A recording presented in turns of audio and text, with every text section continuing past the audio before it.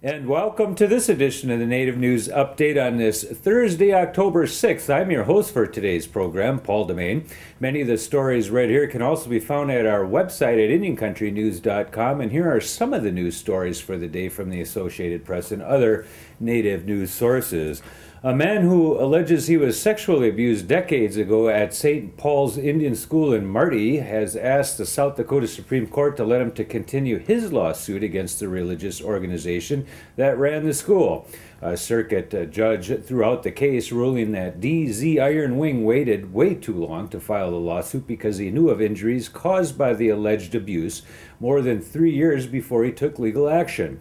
Iron Wing's lawyer, Michael Schubeck of Rapid City, said the lawsuit should be reinstated so a trial could determine whether Iron Wing only recently discovered that the alleged abuse had caused him injuries.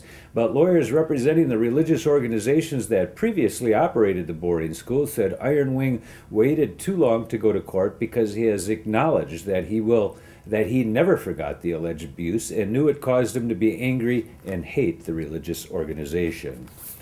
The FBI is offering a $5,000 reward for help identifying the person responsible for killing a 29-year-old man who was walking along Highway 2 on Montana's Blackfeet Reservation.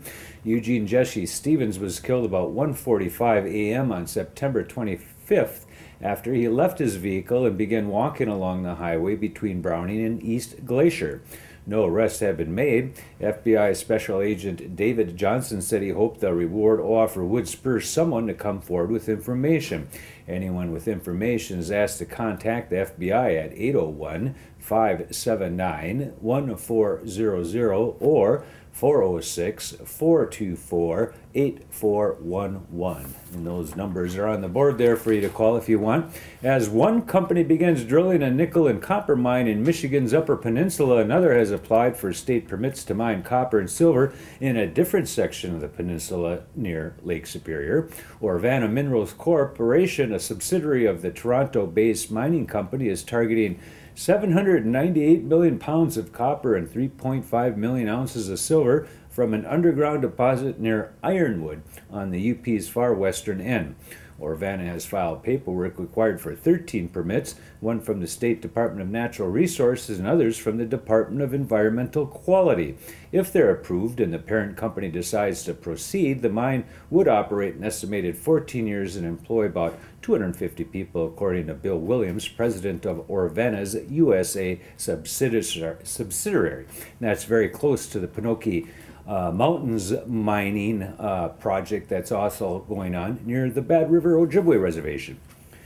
The oldest Kalapuya Indian River canoe in the Willamette Valley, Oregon, is now back in the hands of its own people.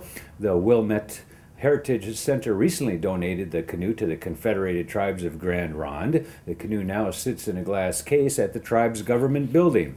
Heritage Center Director Peter Booth tells the Statesman Journal the organization wanted to honor the tribe's desire to restore as much of its heritage as possible. He says the tribe can provide a safe and secure environment for the canoe so the Heritage Center can focus on other projects. Derek Bailey, chairman of the Grand Traverse Band of Odawa and Chippewa Indians, has announced he'll seek the Democratic nomination to challenge freshman U.S. Representative Dan Benishik in northern Michigan's 1st Congressional District. Bailey joins former state legislator Gary McDowell in the race to unseat Benishik, a Tea Party-backed Republican from Crystal Falls elected last year. Democrats consider the seat among their best prospects for reversing the GOP's takeover of the House in 2008, even though the district may be somewhat more GOP-friendly since its lines were redrawn following the 2010 census. Bailey, 38, who describes himself as a bridge builder, was elected in 2008 as chairman of the Grand Traverse Band after serving 4 years on the tribal council. Chickasaw Nation Governor Bill Anoatubby is beginning an unprecedented 7th consecutive term as the leader of the Ada-based Oklahoma tribe. Anoatubby was inaugurated this week during a ceremony at the Chickasaw Community Center.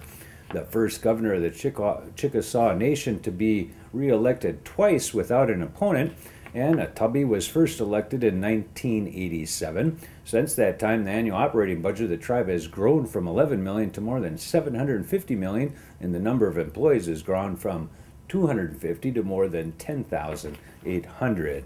And that's going to be another roundup of news from Indian Country on this edition of the Native News Update. We want to thank you for joining with us, and come back again tomorrow.